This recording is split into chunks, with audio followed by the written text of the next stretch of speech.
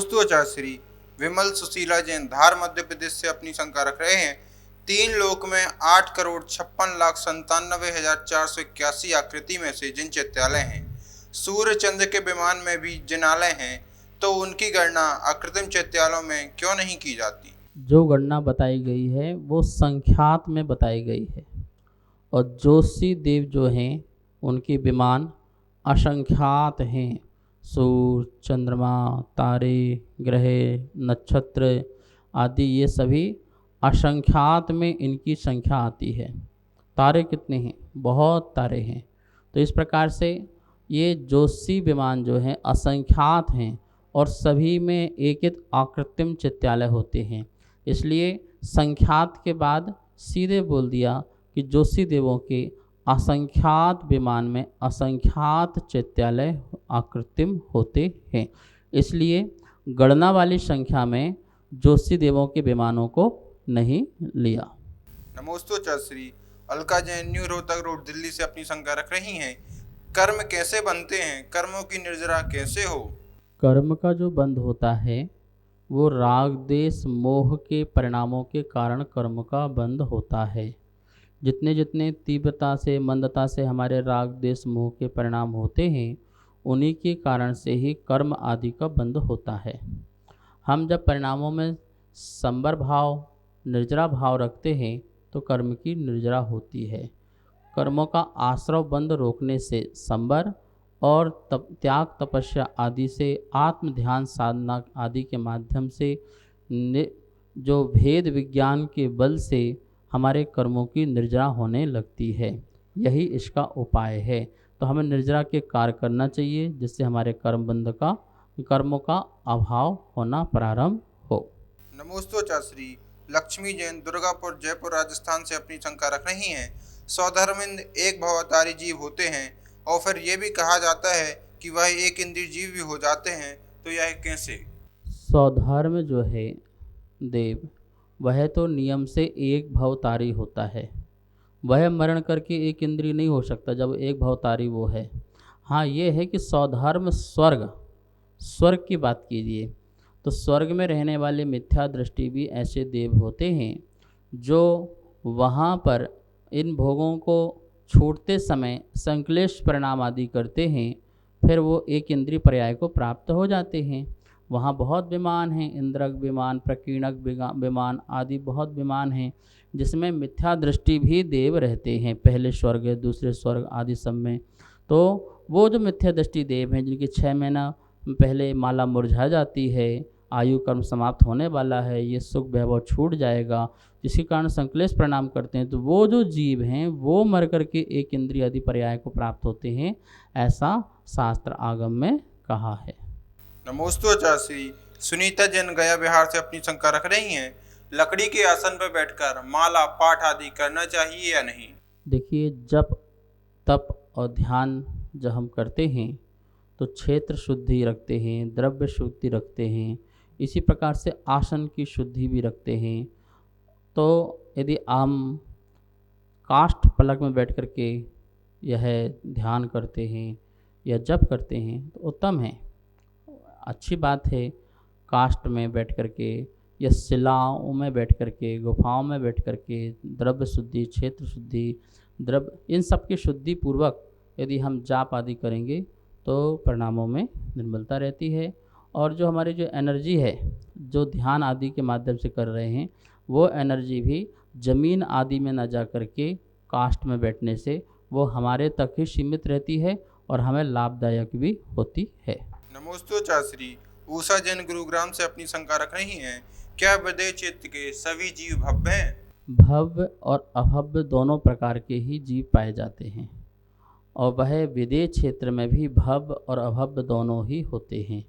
मात्र भव्य ही होते हैं ऐसा कहीं पढ़ने में नहीं मिलता है, क्योंकि अभव्य के होने में भी किसी प्रकार की बाधा नहीं है। अभव्य भी वहाँ मिथ्या दृष्टि जो है रह सकता है, अभव्य भी वहाँ साधना करके मुनि बन करके रह सकता है। तो इस प्रकार से भव्य अभव्य दोनों ही विदेह क्षेत्र में हो सकते हैं। नमोस्तु आचार्य श्री। उस्ताद पुते जैन करंजा लाट महाराष्ट्र से अपनी शंका रख रहे हैं। निगोदिया जीव सभी स्वर्ग में होते हैं, तो क्या सिद्ध भूमि में भी होते हैं? सूक्ष्म निगोदिया जो जीव हैं वो तीनों लोकों में होते हैं। तो सूक्ष्म निगोदिया की अपेक्षा से वह निगोदिया जो जीव हैं वह देव स्वर्लोक में भी हैं, सिद्धालय में भी हैं, पूरे 3 लोक में हैं। बादर जो निगोदिया हैं वो आधार से होते हैं, तो उन्हें वनस्पति आदि के आधार से वो पाए जाते हैं। इसलिए सूक्ष्म निगोदिया की अपेक्षा वह उनका स्थान पूरे संपूर्ण लोक में पाया जाता है। नमोस्तु आचार्य श्री। बेला साहब महुआ जी सूरत गुजरात से अपनी शंका रख रहे हैं। हमारा आधार चित्रा पृथ्वी है, तो स्वर्ग लोक और ज्योतिष देवों का आधार क्या है? स्वर्ग और ज्योतिष देवों का जो आधार है वो आकाश ही उनका आधार है, जिसके आधार से वह उनके विमान आदि रहते हैं। नमोस्तु आचार्य श्री। शशि जैन हिसार हरियाणा से अपनी शंका रख रही हैं। सिद्धों के 8 गुण 8 कर्मों में कैसे घटित होते हैं? 8 प्रकार के कर्म होते हैं और 8 प्रकार के ही जो गुण प्रकट किए जाते हैं कर्म के अभाव करने से। जैसे ज्ञानावरण कर्म है, तो ज्ञानावरण जो कर्म है उसके सद्भाव में ज्ञान गुण की पूर्ण रूप से पर्याय प्रकट नहीं हो पाती है। इसलिए ज्ञान गुण को प्रकट करने के लिए, उसकी पूर्ण पर्याय को प्रकट करने के लिए ज्ञानावरणी कर्म का अभाव हो तो प्रकट हो। इसी प्रकार से दर्शन गुण की पूर्ण पर्याय को प्रकट करने के लिए दर्शनावरणी कर्म का अभाव हो। अनंत सुख की अनुभूति के लिए जो मोहनी कर्म है उसका अभाव हो तो अनंत सुख की प्राप्ति होती है। इसी प्रकार से वेदनी कर्म के अभाव से अव्ययवाद जो है वो प्रकट होता है।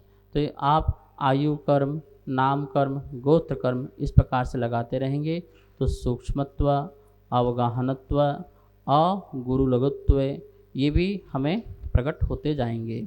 अंतराय कर्म के नष्ट होने से अनंत जो शक्ति है आत्मा की वो प्रकट होती है। इस प्रकार से 8 कर्म के अभाव से 8 गुणों की हमें प्राप्ति हो करती है। नमोस्तु आचार्य श्री।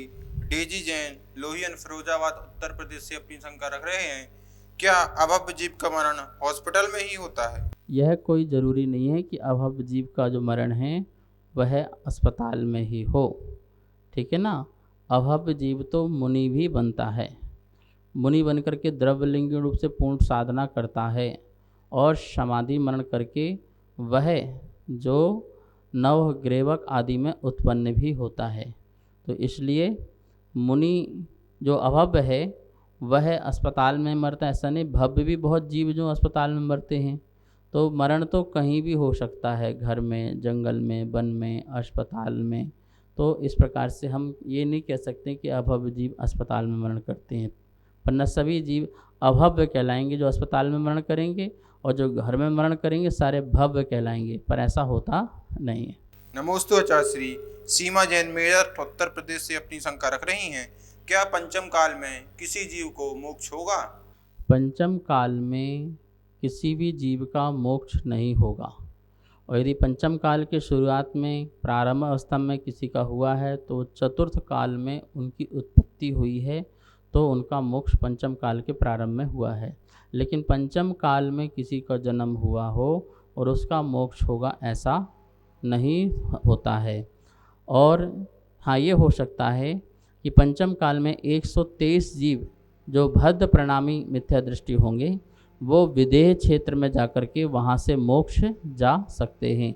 लेकिन इस पंचम काल में किसी भी जीव का इस यहाँ से मोक्ष नहीं हो सकता है। सभी को सादर जय जिनेंद्र। हमारे पास तत्वार्थ सूत्र के प्रथम अध्याय की पुस्तक छपकर आ चुकी है, जिसमें चित्रों और स्लाइडों के माध्यम से सरलीकरण करके अर्थ समझाया हुआ है, जो आचार्य श्री के श्रीमुख से समझाया गया है। और जो भी महानुभाव इस तत्वार्थ सूत्र की प्रथम अध्याय की पुस्तक को मंगवाना चाहते हैं एवं द्वितीय एवं तृतीय अध्याय की पुस्तकों को छपवाना चाहते हैं, वो नीचे दिए गए नंबर पर संपर्क करें। एवं जो भी पुण्यार्जक बनना चाहते हैं वो भी नीचे दिए गए नंबरों पर संपर्क करें। धन्यवाद। जय जिनेंद्र।